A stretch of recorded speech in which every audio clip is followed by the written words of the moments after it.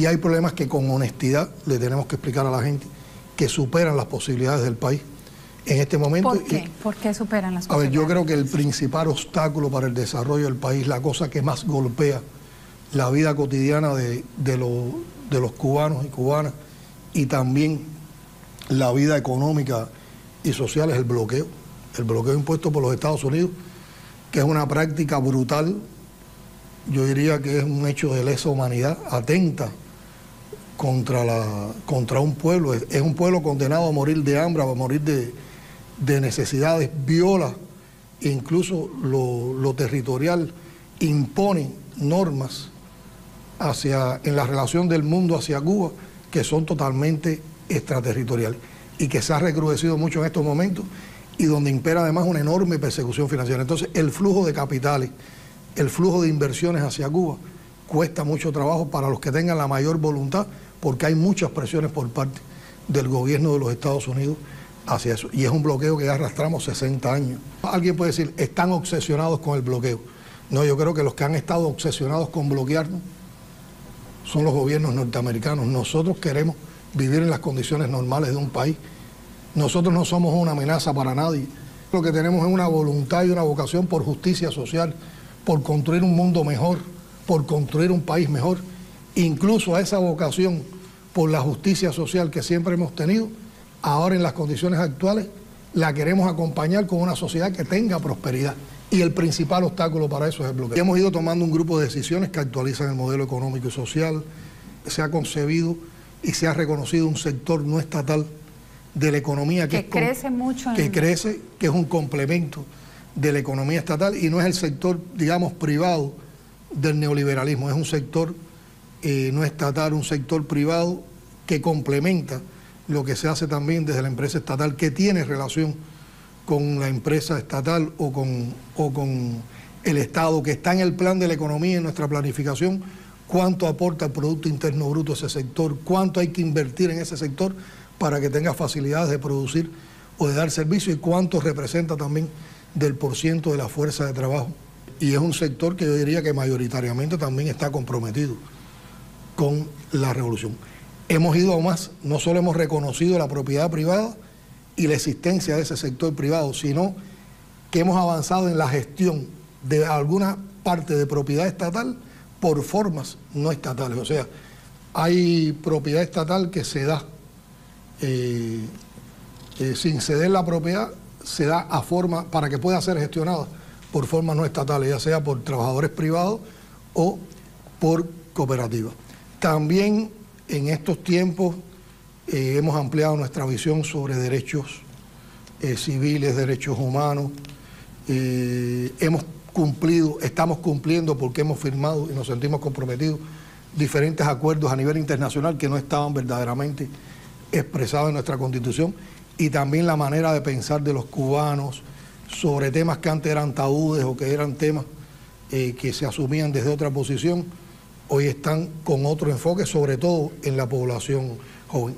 Y esa reforma constitucional, primero, refuerza un grupo de nuestros postulados, de nuestras convicciones, que se mantiene la propiedad estatal como la propiedad fundamental, aunque convivan otras formas de propiedad. Se amplían todo un grupo de derechos, y se sigue reconociendo, por supuesto, el papel del partido como fuerza dirigente de nuestra sociedad. Y buscamos además, para lograr más autonomía de los gobiernos municipales, para resolver estos problemas también de funcionamiento del gobierno central, creo que hay que vincular elementos de convicción, elementos también de filosofía, de ciencia, de elementos de la teoría, que no la podemos negar, y también elementos de objetividad.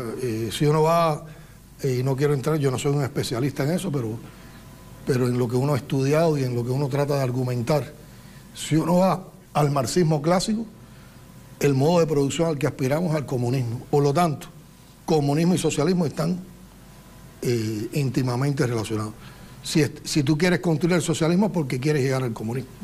Y si hablas de construcción comunista, estás entendiendo de que tienes que transitar por el socialismo. Yo entiendo que cualquiera de los dos términos implica el otro. Ahora, si lo vamos a ver en buscar una constitución que esté más cerca de lo que objetivamente hoy es posible, Hoy estamos más cerca y es el propósito inmediato de la construcción socialista, que no deja de ser una construcción compleja y amplia. Para aspirar al comunismo tendríamos que aspirar también a una construcción que no depende de un solo país, que depende de una construcción internacional, de una construcción mundial. El tema del papel dirigente del Partido Comunista en nuestra sociedad, al que no renunciamos y que es apoyado por la mayoría del pueblo, tiene que ver con razones también de fundamentos históricos. Y a veces no se entiende esa realidad cubana, porque siempre se trata de ver la posición del partido o el rol que juega el Partido Comunista de Cuba en la sociedad nuestra como un partido electoral. Y es que en las condiciones de Cuba el partido no es electoral. Tiene que ver con raíces históricas. Martí funda un partido revolucionario cubano, que es la base de lo que hoy es el Partido Comunista de Cuba, desde el punto de vista histórico. No por buscar un partido para elecciones. Martí busca un partido para enfrentar la revolución, para desarrollar la revolución que le iba a dar la independencia y la soberanía al país sobre la base de la unidad. Un partido que fuera lo totalmente abierto y democrático para incluir los intereses de la mayoría en función de la independencia y de la soberanía, y que no diera posibilidades a rupturas, que no diera posibilidades a la desunión. En nuestra historia está muy marcado el tema de la unidad, la necesaria unidad. Cuando uno recorre nuestra historia, cuando hemos tenido brechas en la unidad, cuando se ha fracturado la unidad, hemos tenido los reveses. Y el Partido Comunista de Cuba entonces no es un partido de elecciones, es un partido de revolución, es un partido del pueblo, es un partido para lograr la unidad. Yo estoy convencido de que el enemigo de la revolución cubana sabe que su principal apuesta para derrotar a la revolución tiene que ser fragmentar nuestra unidad. Y hacia eso dirige sus principales propuestas de subversión. ¿Y hacia dónde van dirigidas? ¿Hacia qué sector de la población fundamentalmente? Hacia los jóvenes. ¿Por qué? Porque hoy tenemos una generación en la cual hay una diferencia temporal, ya más de 60 años ya, con el momento histórico en que triunfa la revolución. Por lo tanto, es una generación que ya asumió los logros como derecho, los logros de la revolución como derecho. Los ve naturales. Lo ve muy natural. No vivió los primeros años de la revolución, o sea, mi generación, porque es una generación que se ha educado por la revolución, que ha tenido los beneficios de la educación general y de la educación universitaria, que ha tenido la posibilidad de asumir la cultura. O sea, es una generación, yo te digo, culta, educada, y por lo tanto tiene aspiraciones. Es una generación activa, es una generación que participa. Yo creo que la principal aspiración de esa generación no es estar contra el partido ni contra la revolución. Y es una parte importante de esa generación se identifica con la revolución, la mayoría, y con el partido, y ese no es su tema. Su tema es que haya más avance, que se aceleren procesos de avance. Su tema es de asumir y que los tengan en cuenta en cómo participar, en cómo aportar más. Tiene aspiraciones también de desarrollo tecnológico, tiene aspiraciones sobre el desarrollo de la informatización. Es una generación también muy aguda hacia la comunicación. Es una generación que también tiene elementos de diversidad, pero es una generación que está consciente que pierde todo el beneficio que le ha dado la revolución como generación si perdiéramos la unidad. Por lo tanto, es una generación que tiene firmeza, es una generación que no quiere divisiones, es una generación que no da amparo para que se rompa con la revolución, y es una generación que no es anexionista. Es una generación que defiende la independencia, que defiende la soberanía y que la quiere consolidar. Y yo no quiero prejuiciar el debate que estamos haciendo a nivel popular con una opinión particular, además porque formo parte de la comisión que, dirigida por el general de ejército, estuvo responsabilizada por la Asamblea Nacional para elaborar el proyecto de Constitución. Por lo tanto, yo estoy de acuerdo con todo lo que está en ese proyecto, como también te digo que estoy abierto y estoy de acuerdo a todo lo que podamos mejorar en ese proyecto de Constitución a partir de que incorporemos lo que el pueblo está aportando. En esa juventud y también en el resto del pueblo hay una presión muy importante a defender los conceptos de justicia social y de igualdad que ha construido la revolución. Por lo tanto, la gente legítimamente, yo creo que es una posición legítima, les preocupa mucho que haya concentración de la propiedad y que haya concentración de la riqueza. No hay un espacio favorable para que haya concentración de propiedad y riqueza a partir de las cosas que tenemos normadas y que tenemos establecidas y en la manera que funcionamos. Lo que pasa es que en medio de la situación económica que tenemos, donde el salario ha perdido un poco su papel, se notan más desigualdades. Donde tenemos relaciones de salario-precios que son complejas, y todo esto también vuelve al tema, entre otras cosas, del bloqueo, donde hay personas que reciben determinados ingresos no precisamente asociados al trabajo, que para nosotros es un aspecto enaltecedor y es la vía principal por la cual los individuos se distinguen en dependencia del aporte, y que en función del aporte sea lo que reciban. Entonces la gente, con toda esa vocación, con toda esa aspiración legítima, defiende de que no haya concentración de la propiedad y que no haya concentración de la riqueza. También en estos tiempos hemos ampliado nuestra visión sobre derechos civiles, derechos humanos. Estamos cumpliendo, porque hemos firmado y nos sentimos comprometidos, diferentes acuerdos a nivel internacional que no estaban verdaderamente expresados en nuestra Constitución, y también la manera de pensar de los cubanos sobre temas que antes eran tabúes o que eran temas que se asumían desde otra posición, hoy están con otro enfoque, sobre todo en la población joven.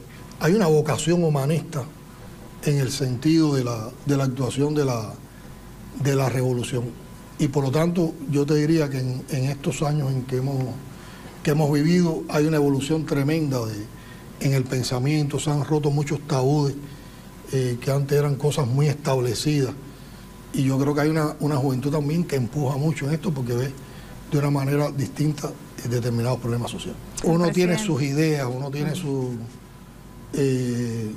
convicciones, pero también uno está abierto a lo que aporte ese diálogo popular, porque no lo hemos hecho por un ejercicio de artísticamente construir un escenario ficticio teatral. Lo hemos hecho por convicción, porque en la propia historia de la revolución, cada vez que hemos llevado cosas a debate popular, hemos robustecido la acción revolucionaria. Sobre todo el enfoque de reconocer el matrimonio entre personas sin limitaciones responde a un problema de eliminar cualquier tipo de discriminación en la sociedad, de no dejar paso, de no dejar espacio a ningún tipo de discriminación en la sociedad. La contrarrevolución, recuerda que la contrarrevolución cubana, o los que están, o esas minorías que están en contra de la revolución en Cuba, no responden a un proyecto nacional, no responden a un deseo de mejorar el país desde una posición de soberanía e independencia. Esa contrarrevolución es ante todo anexionista, es un enjambre anexionista. Esa contrarrevolución está pagada y financiada por el gobierno de los Estados Unidos, en formas más cubiertas o en formas más descubiertas. Y tiene muy poco, aunque puede participar, puede estar ahí en las asambleas, son vecinos igual que todos, aunque muchos prefieren estar fuera de Cuba. No es reconocida, no tiene apoyo social. Generalmente cuando expresan una idea hiriente contra el pueblo, contra la revolución, la gente también dan sus puntos de vista contrarios a esas posiciones. Pero mira, yo he participado en 6 reuniones de debate. Una parte de la prensa extranjera que siempre es muy incisiva hacia la realidad cubana, cuando fuimos al proyecto constitucional, empezó a sembrar la matriz de que en Cuba, y sobre todo en los jóvenes, había apatía por la Constitución, que eso no le interesaba a la gente. Ahora que uno ve, hemos hecho 3 ediciones del tabloide de la reforma constitucional, se agotan. Incluso uno va a lugares que son más alejados, tal vez a comunidades de montaña, y la gente te pide que llegue más el tabloide. Desde los inicios de la Revolución Cubana se abrió una posibilidad de diálogo con el gobierno de los Estados Unidos. Y nosotros siempre hemos establecido muy bien, o lo estableció Fidel, y el pueblo lo asumió, que nuestro problema no es con el pueblo norteamericano. Al pueblo norteamericano lo respetamos, lo admiramos, lo queremos, igual que queremos a los pueblos latinoamericanos. Nuestro conflicto, Nuestras diferencias no son con el pueblo norteamericano, son precisamente con los gobiernos norteamericanos por la manera en que han actuado hacia la revolución. ¿Qué pasa? Que el diálogo se construye entre dos o más, por lo tanto, el diálogo también tiene sus reglas. No se puede aspirar a un diálogo entre desiguales, no se puede aspirar a un diálogo donde de una parte haya prepotencia, hegemonismo, presiones. No se puede aspirar a un diálogo donde una parte condicione a la otra, que tienes que renunciar a tu soberanía, que tienes que renunciar a tu independencia.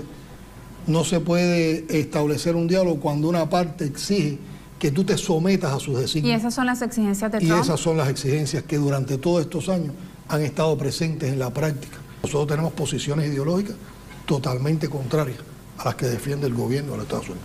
Pero pudimos conversar, pudimos colaborar en temas. Por otra parte, hay un importante sector empresarial en los Estados Unidos que quiere relaciones con Cuba y que quiere tener inversiones en Cuba. Hay un importante sector agropecuario en Estados Unidos que también quiere ese tipo de relaciones con Cuba. Hay un importante sector académico, científico, que quiere relaciones con Cuba. ¿Qué ha hecho el presidente actual de los Estados Unidos cuando íbamos avanzando en esa relación? Bueno, el pasado noviembre dictó medidas que son totalmente inaceptables en la relación con Cuba.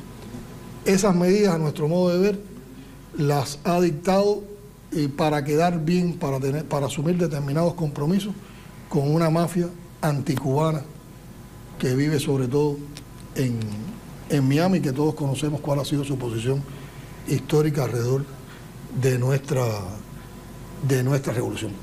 Pero las medidas que planteó Trump en noviembre van en contra de lo que opina la mayoría del pueblo norteamericano. Las últimas encuestas que se han hecho en Estados Unidos acerca de su posición hacia Cuba y acerca de la relación con el bloqueo, mayoritariamente la gente está en contra del bloqueo.